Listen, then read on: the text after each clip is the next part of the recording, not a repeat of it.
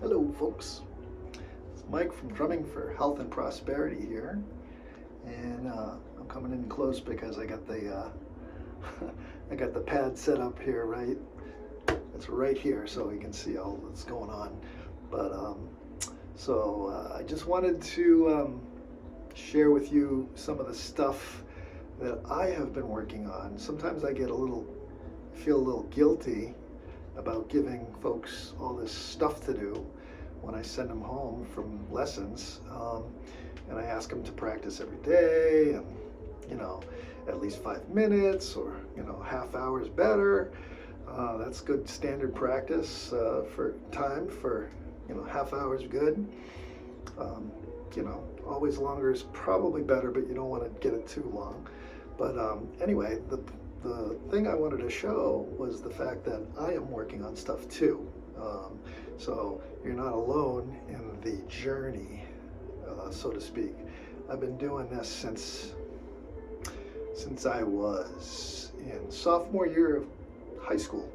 So I started a little later than some, but I've worked hard at it, and pretty much all my life.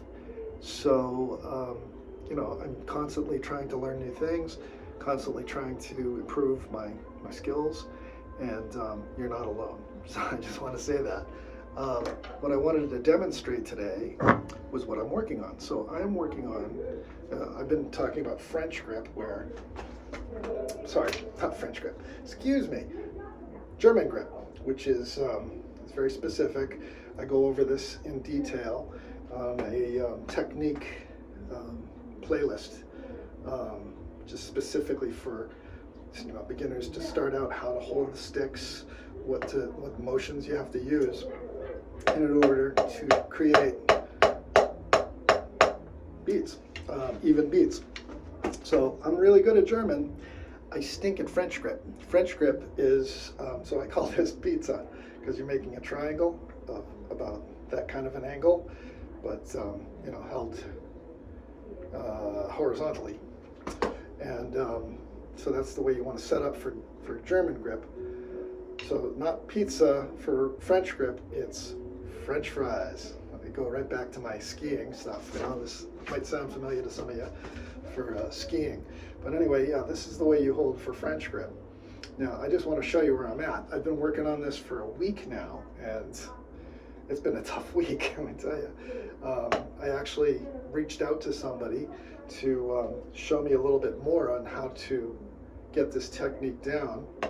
So I've had a few aha moments, and today was the best, because what he had shown me from, this guy had shown me from the other day, I'm working on my weak hand here, and you can see it's wonking out pretty bad. It's going back and forth. It's not quite stroking at the same place each time.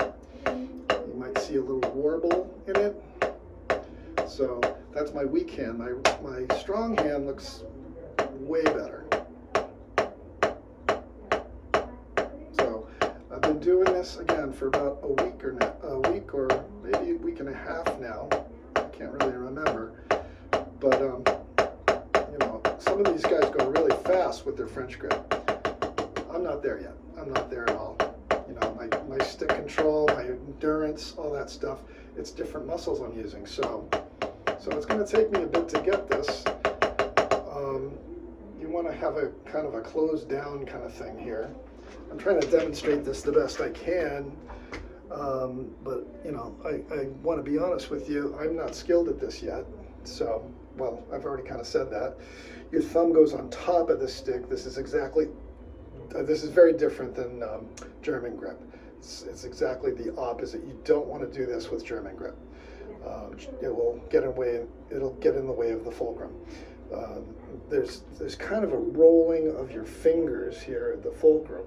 Fulcrum is in between your thumb and your pointer finger. So it sets up the same way as German grip.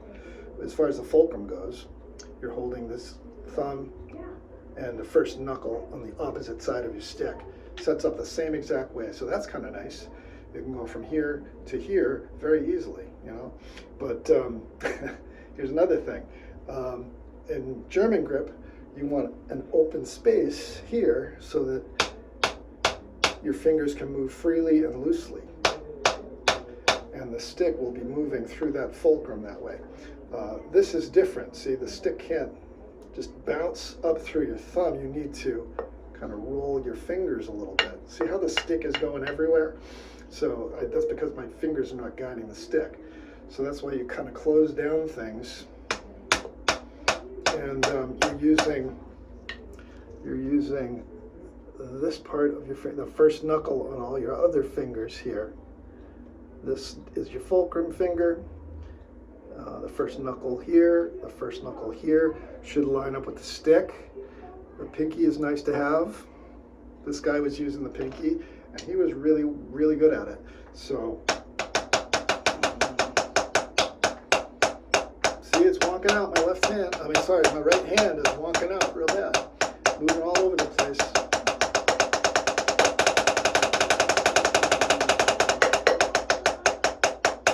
I'm not going to go much faster because it's going to fall apart. I've always told you guys that, once it gets to the point where it's going to break down, slow it back down, So if I was starting slow here, these are good exercises for German grip or French grip. Just slowly speed it up.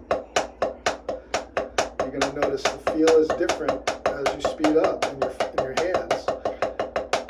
And again, my right hand is wonking out. I can see it in the film. This is kind of useful, actually.